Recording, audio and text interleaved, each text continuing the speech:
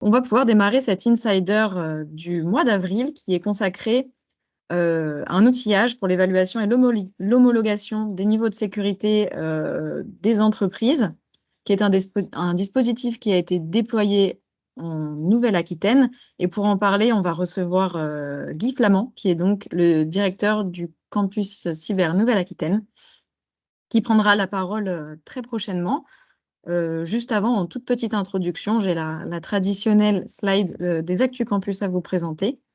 Et juste après, ce sera à toi, Guy. Voilà. Alors, ce soir, on a un événement Boost Your Business où on fait un point sur l'implantation sur le marché nord-américain, un peu spécifiquement canadien. On reçoit Invest in Montréal. Donc, c'est un événement présentiel au campus cyber à l'auditorium sur inscription. Mais si vous n'êtes pas encore inscrit, il sera possible qu'on prenne votre nom ce soir à l'entrée. Il n'y a aucun problème. Ensuite, l'événement vient de sortir, donc j'ai pu le rajouter à ma slide ce matin. On reçoit le 13 mai à 17h, toujours à l'auditorium, il me semble, une table ronde en duplex des Pays-Bas. C'est quelque chose qu'on fait maintenant un peu régulièrement. On travaille avec nos amis des Pays-Bas sur des questions de cybersécurité larges. Et là, on va aborder la question de la cybersécurité lors des JO, qui évidemment est aujourd'hui une thématique française, mais toutes les entreprises européennes se mettent d'accord pour dire que la question de la cybersécurité pendant les JO va un petit peu au-delà du périmètre de Paris. Et enfin, on a un nouveau format de publication sur notre wiki, donc je le rappelle, c'est le wiki.campuscyber.fr. Tous les mois, on vous propose un petit récapitulatif assez compact, dans lequel, évidemment, on ne détaille pas tous les projets, mais l'idée, c'est de vous donner un panorama assez exhaustif des avancées de nos différents projets, groupes de travail, communautés d'intérêt, de ce qui sort, de vous donner l'accès au replay des insiders. Voilà, donc l'idée, c'est que vous puissiez vous faire une idée assez facilement de tous les sujets qui ont été abordés pendant le mois passé. Si jamais vous faites vous-même partie d'une communauté d'intérêt, d'un groupe de travail ou d'un projet qui est développé au Studio des communs et que vous pensez qu'on a oublié quelques lignes, n'hésitez pas à nous le signaler. On rajoute, on peut éditer, il n'y a aucun problème et on sera très heureux de le faire. Donc voilà, ce sont les pages Récap Studio. On a janvier, février, mars et avril sera à apparaître dans la semaine. Voilà pour moi. Si jamais vous avez des questions par rapport à tous ces événements ou même par rapport au Studio des communs un peu plus largement, vous pouvez nous écrire à communauté au pluriel @campuscyber.fr.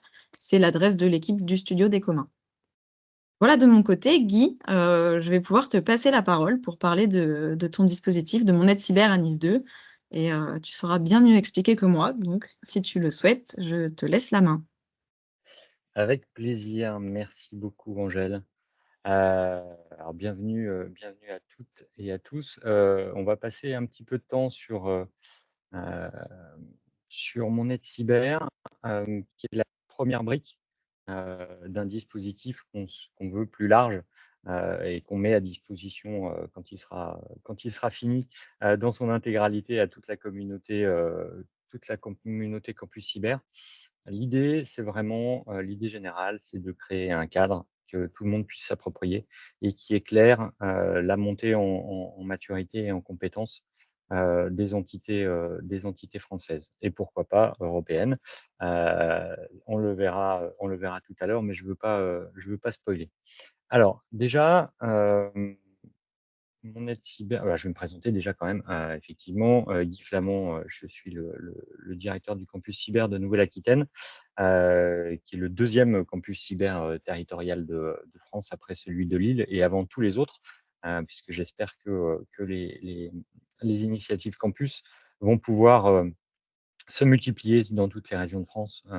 C'est vraiment quelque chose qui, nous, on le ressent ici et très fortement attendu à la fois par les entreprises, mais aussi par les collectivités, qui ont vraiment besoin de cette dynamique, pour les accompagner et leur faire découvrir tous les intérêts pour leur business, de sécuriser tout leur système d'information et leurs services numériques. Donc je vais vous présenter, sans plus attendre, le dispositif d'évaluation du niveau de maturité des organisations qu'on a incubé en Nouvelle-Aquitaine et qu'on a construit avec l'ANSSI et qui est en cours de déploiement national. Alors, monnaie cyber, pour remonter un petit peu le temps, hem, ça vient vraiment d'un besoin exprimé, d'un outil de mesure, de la maturité des entités, qu'elles soient publiques ou privées, face aux risques, numériques. En fait, en Nouvelle-Aquitaine, on a un président de région qui s'est, fortement impliqué dans l'accompagnement à la transformation numérique des entreprises et des collectivités parce que, il y voit, à raison, un facteur de compétitivité, de développement économique. Mais, il s'est assez tôt, senti une responsabilité dans l'accompagnement à la sécurisation aussi de cette transformation puisque la transformation numérique, je ne vais pas vous l'apprendre, évidemment, ouvre sur de nouveaux risques qu'il faut traiter dans ce cadre-là. Donc, il a émis le souhait, d'avoir une capacité, de mesurer la maturité des organisations accompagnées face à ce risque numérique et pour faire en sorte, que ce soit largement déployé, le conseil régional a voté une conditionnalité cyber, aux aides à la transformation numérique, dans le cadre de son, nouveau règlement, d'intervention, le règlement d'intervention qui est en cours depuis avril, 2003. C'est-à-dire que chaque organisation qui s'adresse, au conseil régional de Nouvelle-Aquitaine pour obtenir une aide, à sa transformation numérique doit au préalable, diagnostiquer sa maturité face à la gestion des nouveaux risques, que ça entraîne. Pour l'instant, la seule contrainte, je dirais, est de passer le diag. Il n'y a pas de contrainte de résultat.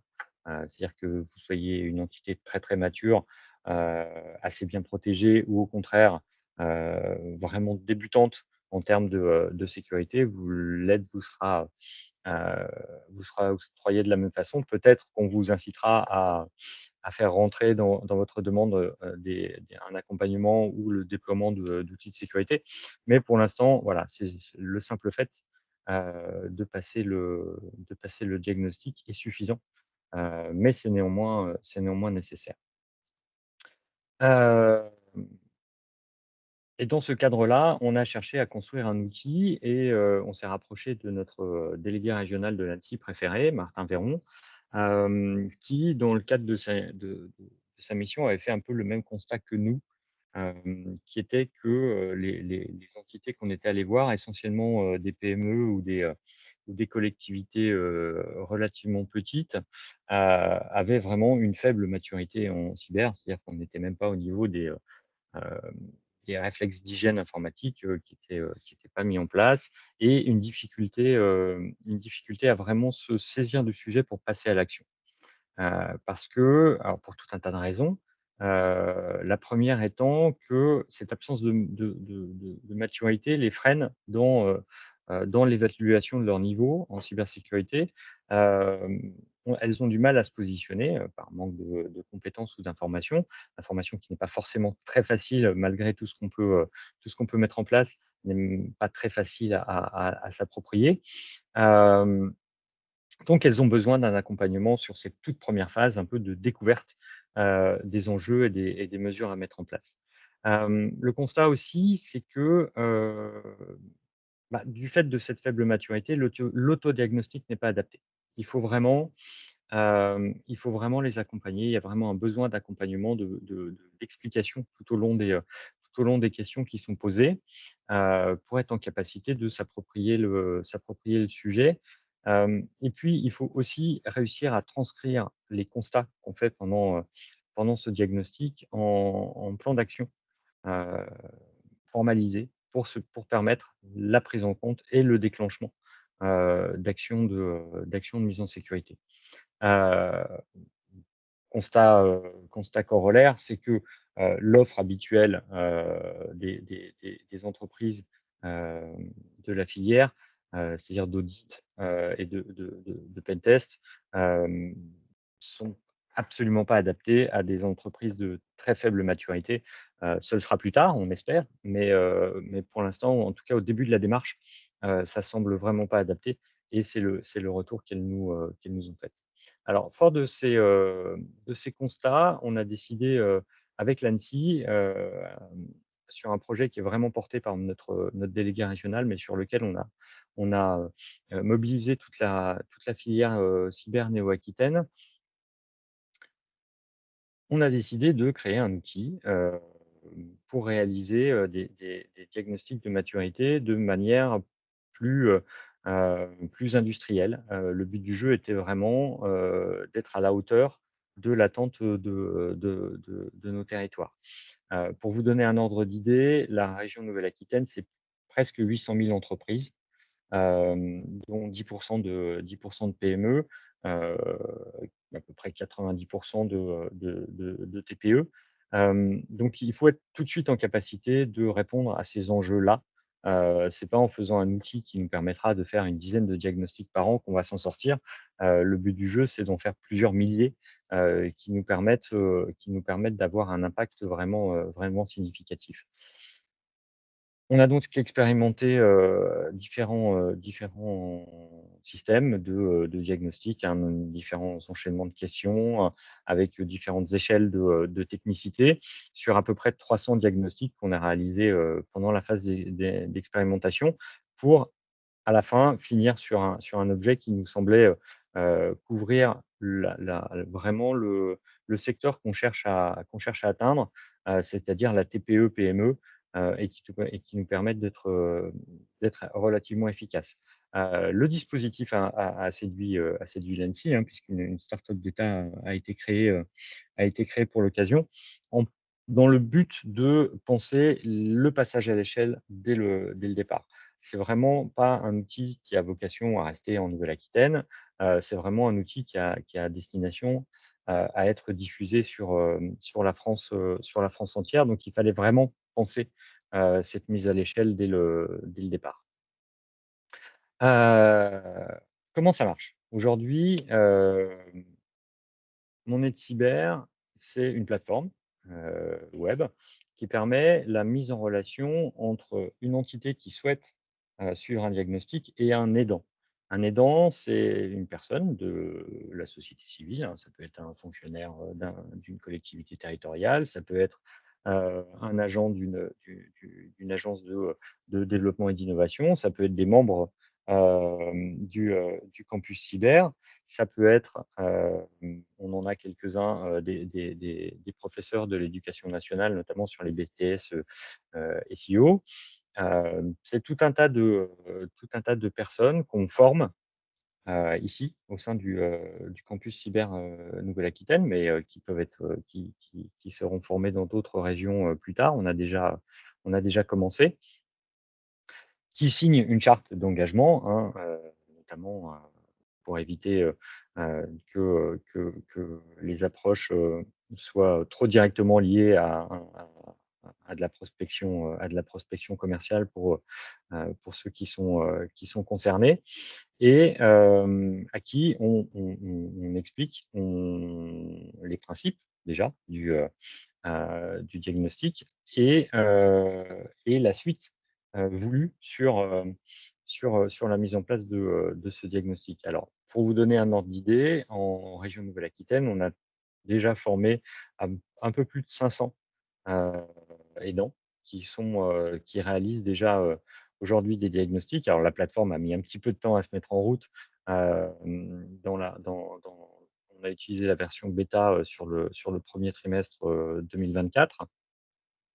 Mais aujourd'hui, on tourne à un rythme d'à peu près une centaine de diagnostics par mois. On va accélérer, dès que la plateforme nous le permettra et ce diagnostic qui est donc réalisé gratuitement par tous les aidants, volontaires, il prend 1 heure et demie à 2 heures. Alors il peut se réaliser en visio, hein, même si on préfère le présentiel, avec le dirigeant et soit son prestataire informatique, soit son responsable des systèmes d'information, heu et on déroule, une trame de quelques dizaines de questions qui nous permettent d'évaluer, par différentes thématiques, au nombre de 6, un indicateur de maturité. À la fin du diagnostic, on fournit une restitution, bien évidemment, de ce diag avec de temps en temps quelques points d'alerte, hein. Il y a des fois des mesures très importantes à mettre en place rapidement, et une liste de 6 mesures prioritaires à mettre en œuvre dans les 6 mois, pour augmenter significativement le niveau de sécurité des entités qui ont été diagnostiquées. On fournit bien évidemment à l'issue un catalogue, le catalogue des prestataires qui sont référencés par le campus, qui permettent, si l'entreprise ne se sent pas suffisamment autonome, d'avoir recours à des prestations d'accompagnement pour la mise en place, soit des mesures organisationnelles, soit des mesures techniques de sécurité qui sont préconisées.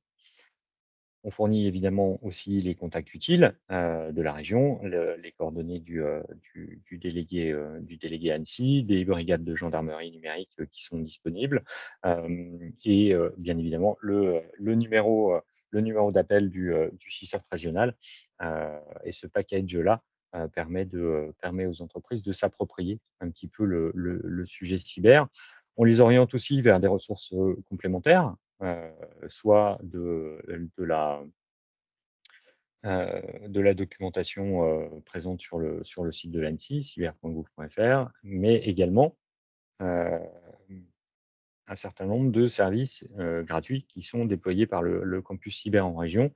On fait un audit de vulnérabilité, quelquefois des recherches de compromission, histoire de vraiment fournir aux dirigeants ou à l'élu, quand c'est une collectivité territoriale, un point de départ le plus exhaustif possible pour démarrer cette démarche de sécurité. Alors, chose aussi essentielle, très très importante, c'est que toutes les entités diagnostiquées sont recontactées au bout de 6 mois pour faire le point sur là où elles en sont, s'il y a des mesures qui ont été mises en place ou pas. Euh, Quelles sont celles qui ont été mises en place? Quelles sont celles qui ont été reportées à plus tard? Quels sont les freins à la mise en œuvre de ces mesures? Est-ce que c'est un défaut de compétences? Est-ce que c'est un défaut de ressources financières ou de temps? Ça prend bien évidemment du temps et toutes les entreprises ne sont pas en capacité de mobiliser le temps nécessaire pour la mise en place de mesures de sécurité. Et on essaye de lever aussi, de lever ces freins, soit en mettant, l'entreprise en relation avec, des experts labellisés qui vont pouvoir les accompagner, soit en leur proposant, des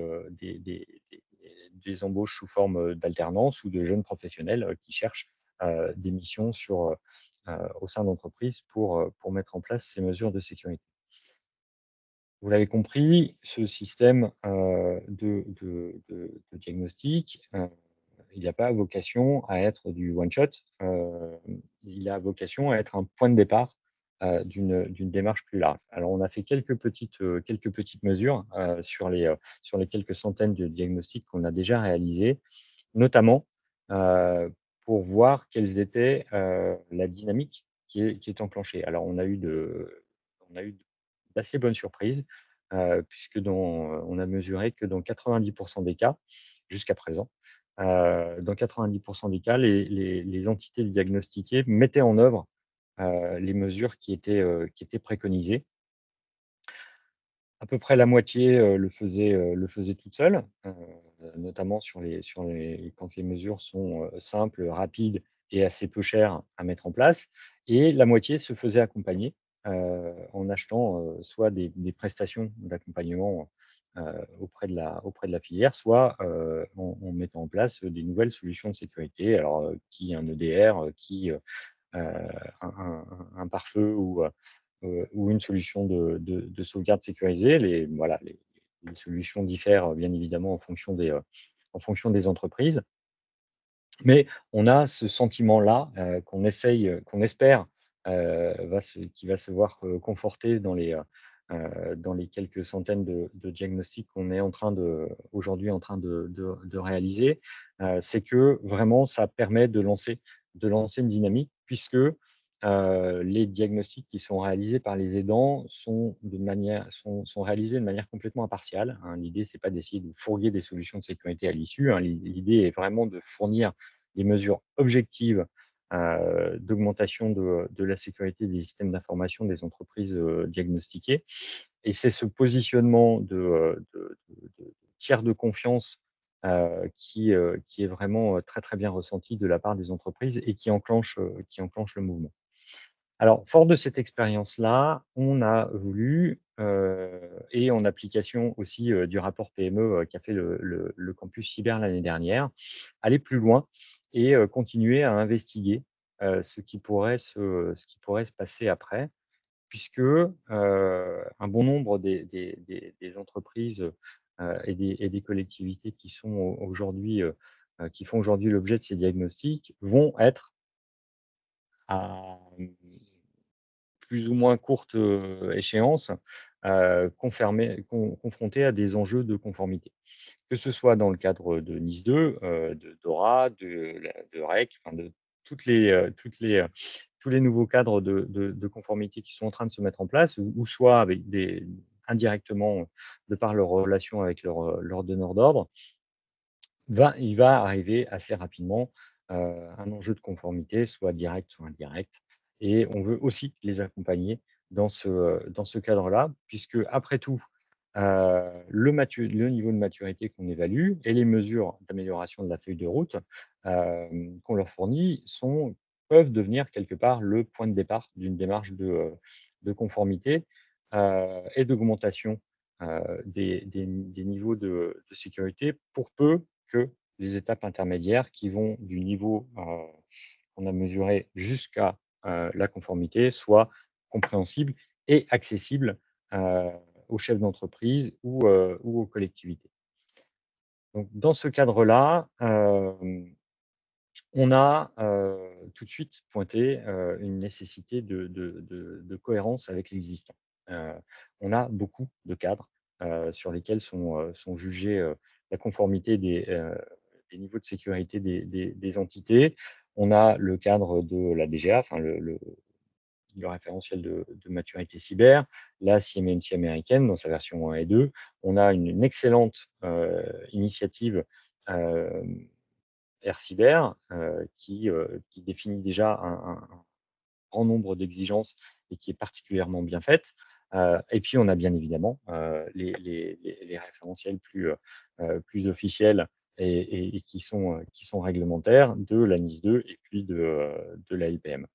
Hem, Ce qui est important, c'est que, on a pris tout ça pour regarder, comment tous ces référentiels étaient structurés, quels étaient les types de mesures, qui étaient proposées, qui étaient mis en place et on en a vraiment, retiré l'impression d'un besoin, heu, absolu de progressivité.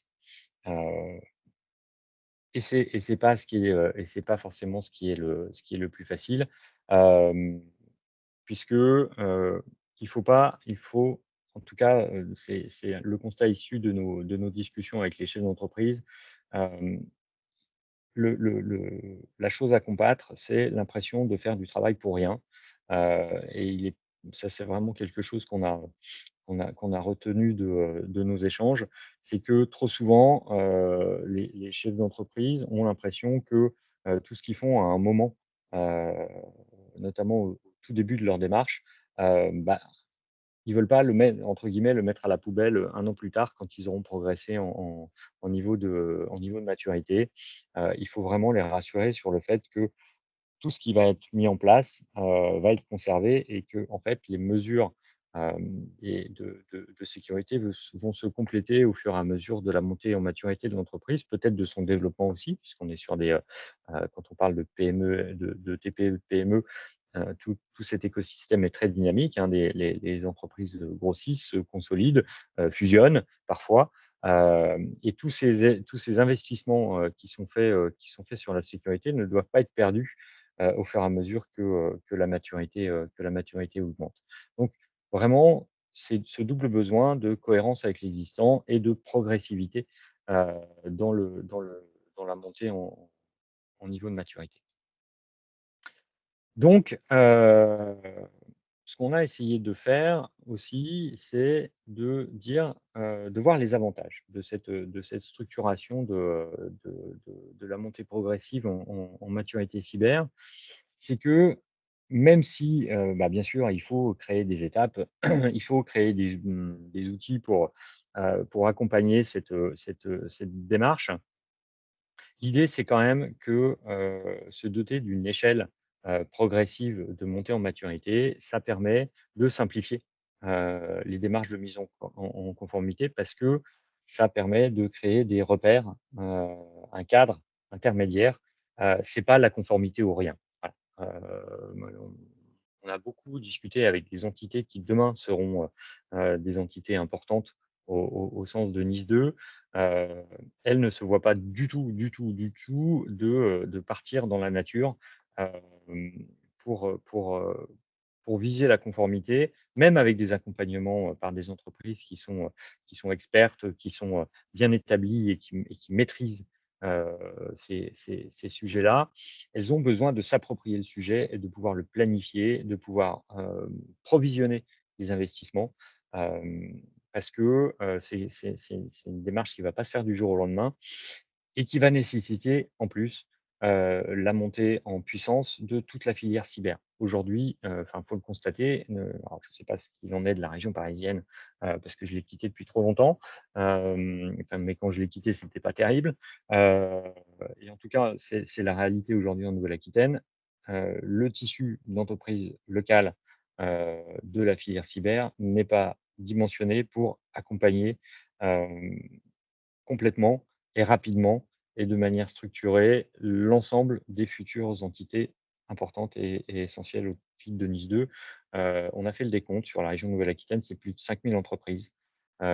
Aujourd'hui, on n'a pas la capacité d'accompagner, hem, 5 000 entreprises de la même manière qu'on le fait aujourd'hui pour le haut du panier, pour les entreprises qui sont déjà matures.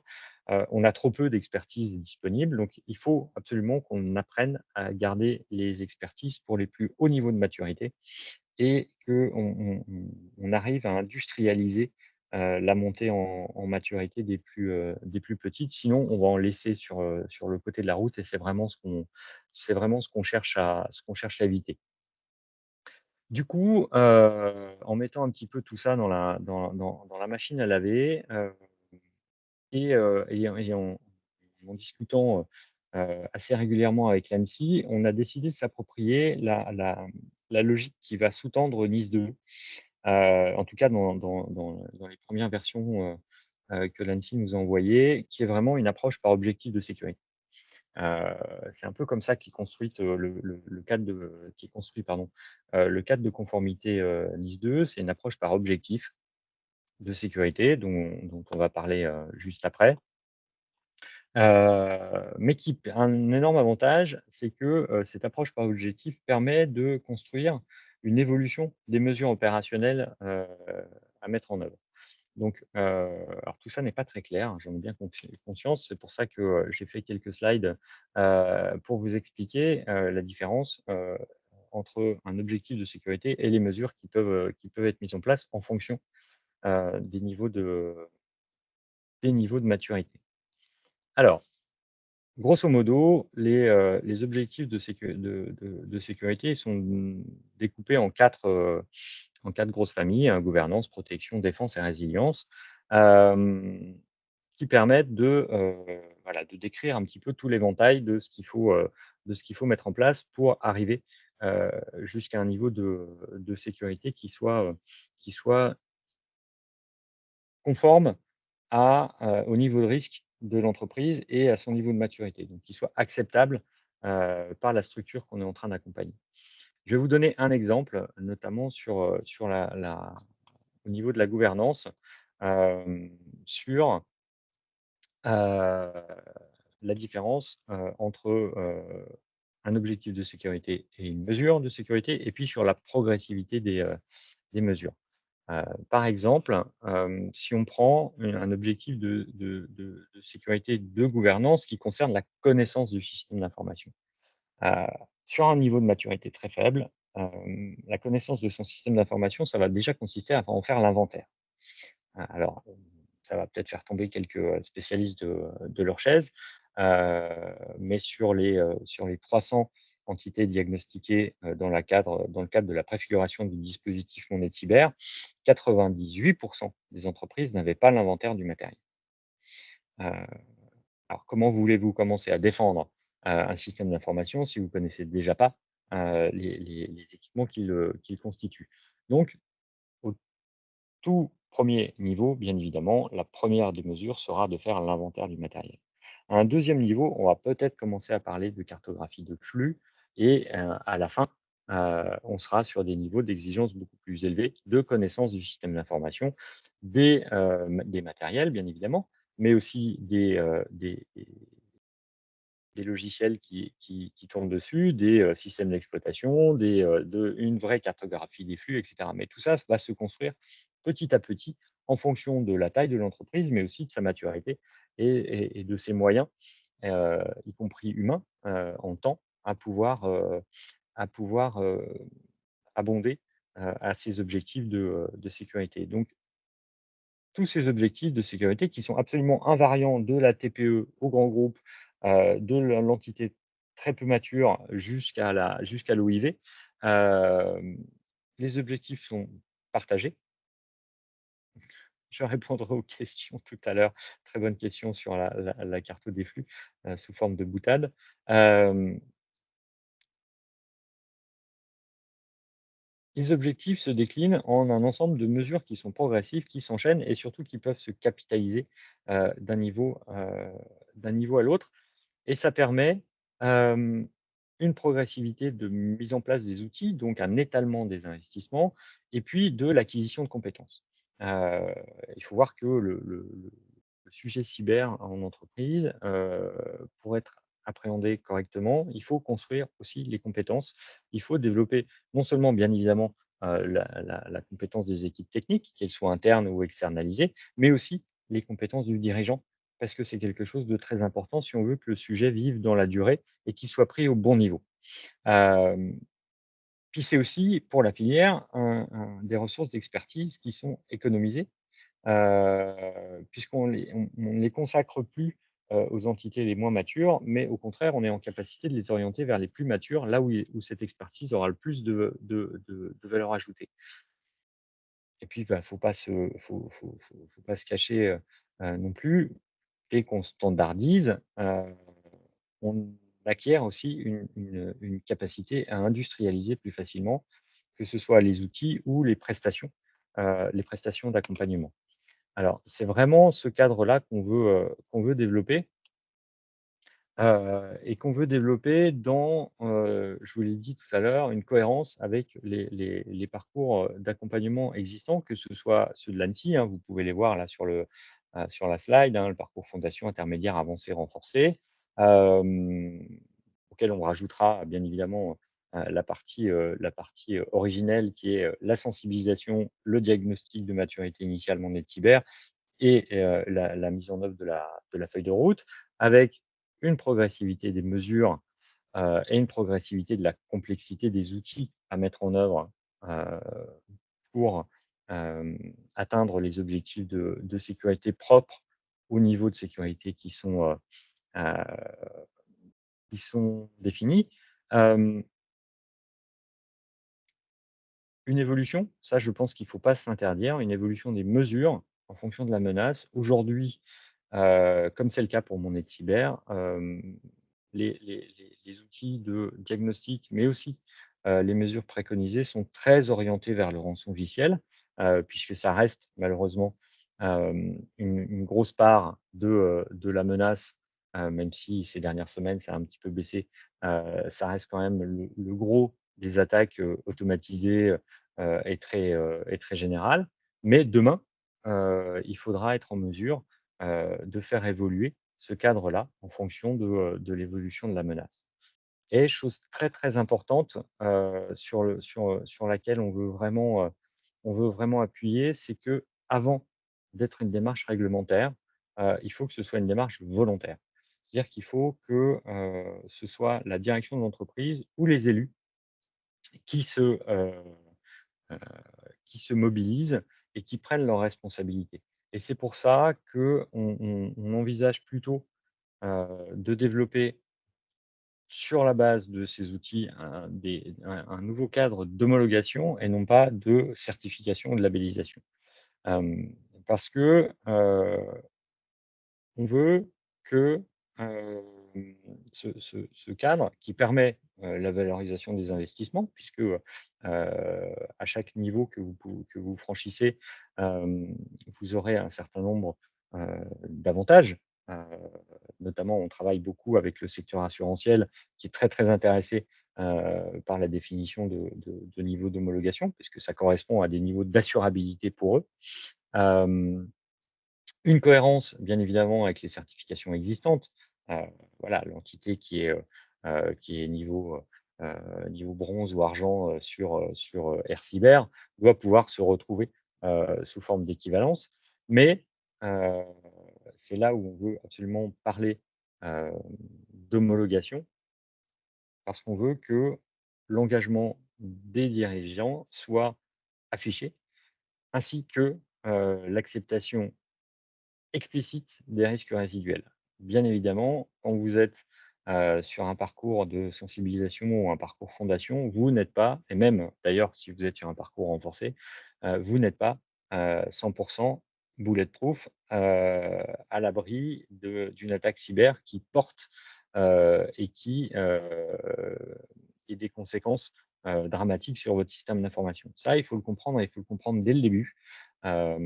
Donc, il faut accepter et explicitement reconnaître que l'ensemble des mesures de sécurité ne couvrent pas l'intégralité du risque, qu'il y a des risques résiduels qui sont identifiés et acceptés par le dirigeant ou par l'élu et qui sont affichés comme tels. Très bien, écoutez, merci à toutes et tous et merci beaucoup encore une fois Guy pour cette présentation. Comme je vous le disais, on mettra à disposition des éléments récapitulatifs et vous pourrez retrouver cette vidéo en replay. N'hésitez pas à la partager aux personnes qui pourraient être intéressées par ce dispositif. Et le studio des communs se fera relais de vos éventuelles questions par mail à notre adresse que je vais noter dans le chat là, communauté@campuscyber.fr. Au cas où, Guy, si je reçois d'autres questions, je t'en ferai part prochainement. Pas de problème. Voilà, écoutez, merci. On va clôturer, si ça te va, Guy, sauf si tu as un dernier point ou... Non, non, ça me va. Super. Eh ben, très bien. Écoutez, je vous souhaite un très bon appétit, une bonne après-midi, et puis à très bientôt, dans un mois pour notre prochain Insider. Merci à Merci. tous. Bonne journée. Merci, bonne journée, au revoir. Merci, au revoir.